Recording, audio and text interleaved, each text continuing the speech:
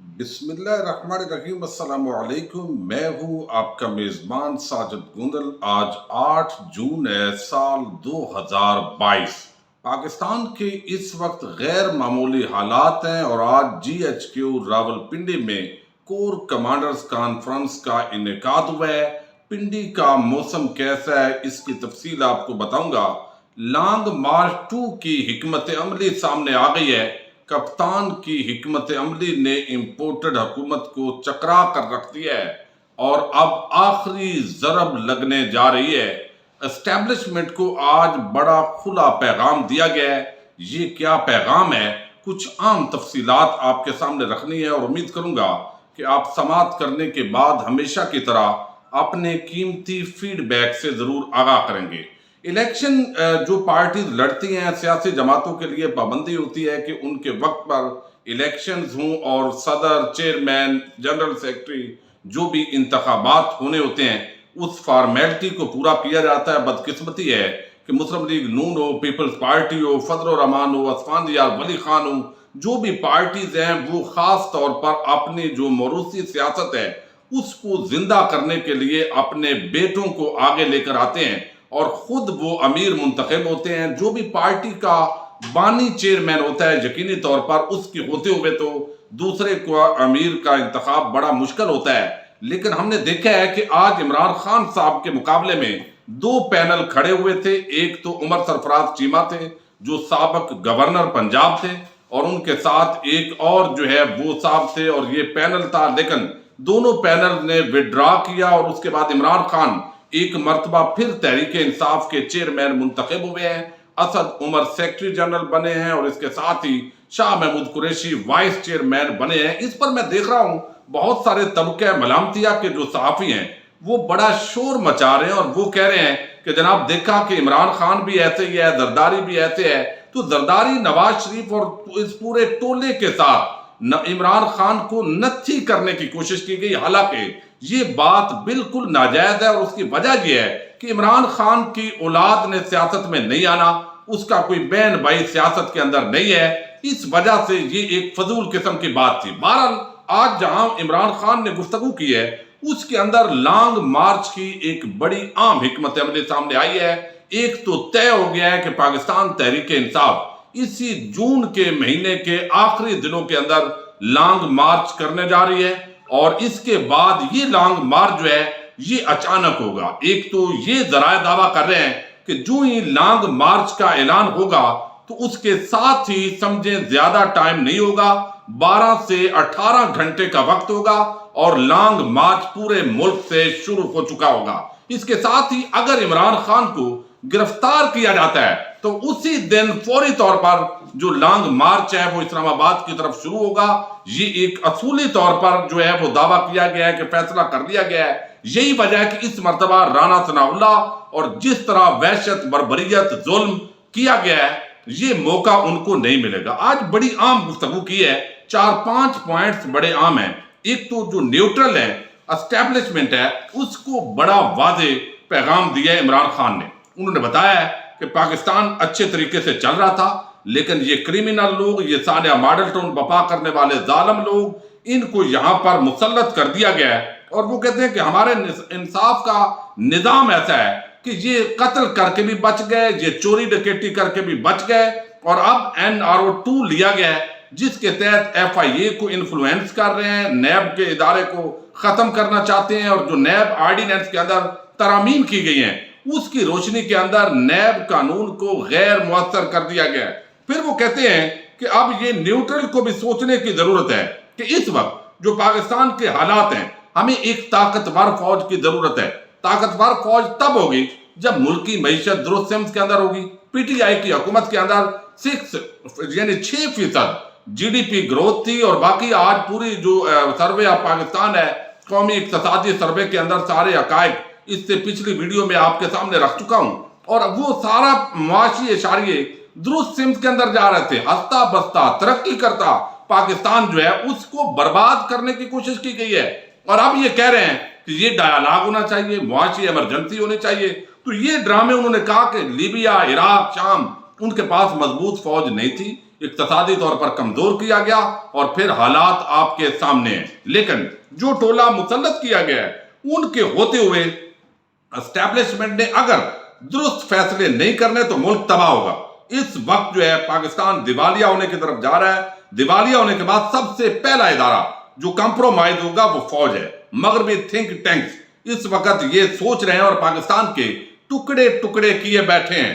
ان حالات کے اندر میں نے اور شوکت ترین نے ان نیوٹرلز نام نہاد نیوٹرلز کو سمجھایا تھا کہ اگر ہماری حکومت کو اس ناجائز طریقے سے آپ نے ہٹانے کی کوشش کی اور جس طرح یہ بھان متی کا کنبہ اکٹھا ہو رہا ہے تو پھر پاکستان کی معیشت بڑی مشکل کے ساتھ ہم لے کر کھڑے ہوئے ہیں۔ اور اب جس طرح پیٹرولیم پرائسز کے اندر 60 روپے اضافہ ہوا ہے، ابھی مزید 30 سے 40 روپے اضافہ ہونا ہے اسی جون کے مہینے کے اندر، تو آپ اندازہ کیجئے کہ جب یعنی 40% تک یہ مہنگائی جانے کی توقع ہے۔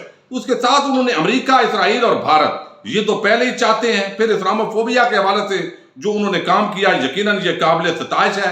لیکن میں آج دیکھ رہا تھا کہ دو جو اینکر صاحبان ہیں وہ تو آج اچھل کود رہی تھی کہ سندھ کے اندر جو سرکاری سکول ہے وہاں پر میوزک جو ہے وہ پڑھانے والے، سکھانے والے ٹیچرز بھرتی کیے جا رہے ہیں۔ جب عمران خان پردے کی بات کرتا تھا، سیرت نبوی کی بات کرتا تھا، جب اسلامی تصوف کی بات کرتا تھا تو اس وقت یہ کہتے تھے کہ یہ پرانا بندہ ہے، یہ اسلام کارڈ کھیل رہا ہے، مذہب کارڈ استعمال کر رہا ہے۔ لیکن اب چونکہ میوزک کی کلاسز بلاول کے سندھ کے اندر شروع ہوں گی تو اس پر وہ ڈانس کر رہی ہیں، ابھی سے وہ خوشی منا رہی ہیں۔ تو اسلام کو جب سیکولرزم کی طرف لے کر جانا ہو تو یہ سارا طبقہ ایک ہو جاتا ہے۔ لیکن میں حیران ہوں وہ مولوی فضل الرحمان جو مذہب فروش ایک اس طریقے سے آتا ہے کہ میں اسلام کا ٹھیکیدار ہوں، اس کے ہوتے ہوئے اسی کی حکومت یہ سارا کھیل کھیلنے جا رہی ہے اور یہ کلاسیں بھی شروع ہوگی تو اب کیا یہ بے حیائی، فحاشی اور یعنی کی طرف ملک کو نہیں دھکیلا جا رہا؟ تو اس کو یہ جواب دینا ہوگا اور یہ فضل الرحمان کی خاموشی جو ہے وہ اس کا جواب نہیں ہے۔ تو واضح طور پر آج اسٹیبلشمنٹ کو پیغام دیا عمران خان نے کہ اگر آپ نے درست فیصلے نہ کیے تو جو انہوں نے 2 مہینے کے اندر پاکستان کی بربادی کر دی ہے تو پھر اس کی ذمہ داری ظاہر ہے سب پر فکس ہوگی۔ 2 دن سے بڑی ایک نظریں جمی ہوئی تھی کہ پنڈی کا جو موسم ہے وہ بدل رہا ہے۔ اس وقت گرمی تو بہت ہے، درجہ حرارت بڑھا ہوا ہے، لیکن اس کی وجہ یہ تھی کہ اس مرتبہ جو ہے وہ core commanders and formation commanders conference ہو رہی تھی، جس کے اندر آپ کو علم ہے کہ صرف کور کمانڈرز نہیں ہوتے بلکہ اس کے علاوہ جو اعلیٰ فوجی قیادت ہے اس میں شریک ہوتی ہے، آپریشنل کارکردگی دیکھی جاتی ہے، مجموعی ملکی سیکیورٹی کی صورتحال کا جائزہ لیا جاتا ہے، ملکی سیاسی اور معاشی حالات وہ بھی لنک ہیں۔ اور چونکہ ابھی بجٹ جو ہے وہ پیش ہونے جا رہا ہے اور جب بھی بجٹ پیش ہوتا ہے تو جو وزارت خزانہ ہے، خاص طور پر وزیر خزانہ اور ان کی ٹیم وہ GHQ جاتی ہے، پورا ان کے ساتھ جو ہے وہ نیگوسیشنز ہوتی ہیں، حالات سامنے رکھے جاتے ہیں۔ اور جو دفاعی بجٹ ہے اس کے اندر اگر اضافہ ہم دیکھیں تو آج بھی بہت سارے لوگ تنقید کر رہے ہیں، اختلاف اپنی جگہ، لیکن ہمیں فوج کے دفاع کے لیے اور زیادہ سہولیات چاہیے۔ اب یہاں پر جو ہے وہ ہم دیکھ رہے ہیں کہ کس طریقے کے ساتھ یہ ساری جو گیم ہو رہی ہے اس تناظر کے اندر کچھ لوگ کہہ رہے ہیں کہ دفاعی بجٹ میں اضافہ نہیں ہونا چاہیے، جبکہ اصل میں یہاں پر پاکستان کا جو دفاعی بجٹ ہے وہ چائنا کو دیکھیں، انڈیا، یہ بڑے ممالک ہیں، حتیٰ کہ خطے کے دیگر ممالک ایران اور دیگر، ان کے مقابلے کے اندر بھی جو ہمارا بجٹ ہے وہ کم ہے۔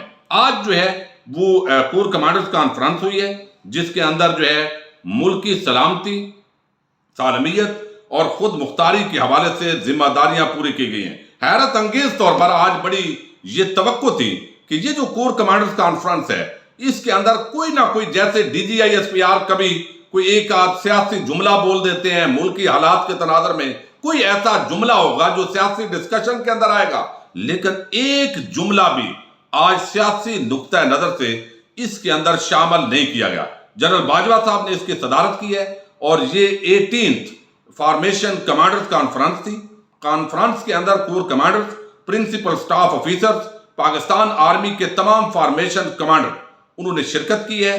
فارمیشن کمانڈرز کے دوران وہاں پر جو فارمیشن کمانڈرز ہیں وہاں شرکاء کو پیشہ ورانہ اور قومی سلامتی کے جو امور ہیں ان پر چیلنجز اور جوابی اقدامات پر پوری بریفنگ دی گئی ہے۔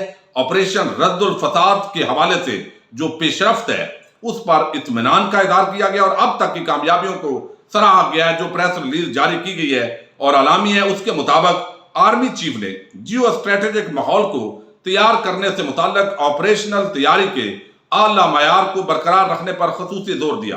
آگے وہ کہتے ہیں پاک فوج ایک پیشہ ور ادارہ ہونے کے ناطے پاکستان کی سلامتی اور خود مختاری کے حوالے سے اپنی ذمہ داریاں ایک مقدس فریضے کے طور پر پوری کریں گے۔ اب حالات اس وقت یہ ہیں کہ جب ایک ٹویٹ کی جاتی ہے، اور میں نے انتظار کیا کہ کہیں D G I S P R صاحب کی جو ٹویٹ ہے وہ افیشل دیکھوں، وہ اب تک جب میں ویڈیو بنا رہا ہوں یہ ابھی تک ٹویٹ نہیں آئی۔ اس کی بنیادی ایک وجہ بھی ہے، جب افیشل ٹویٹس آ رہے ہیں آج کل تو لوگوں کا جو نیچے رد عمل ہے وہ رد عمل بڑا سخت ہے، کئی دفعہ جو کمنٹ سیکشن ہے اس کو بند کرنا پڑتا ہے۔ تو اب یہاں پر اگر یہ حالات ہوں، خدا نخواستہ کہ عوام اور عمران خان وہ ایک طرف کھڑے ہوں اور امپورٹڈ اور چند ایک جو ہمارے اداروں کے لوگ ہیں وہ دوسری طرف کھڑے ہوں، تو یقینی طور پر آج کی اس جو کانفرنس ہے یہ غیر معمولی حالات کے اندر ہوئی ہے۔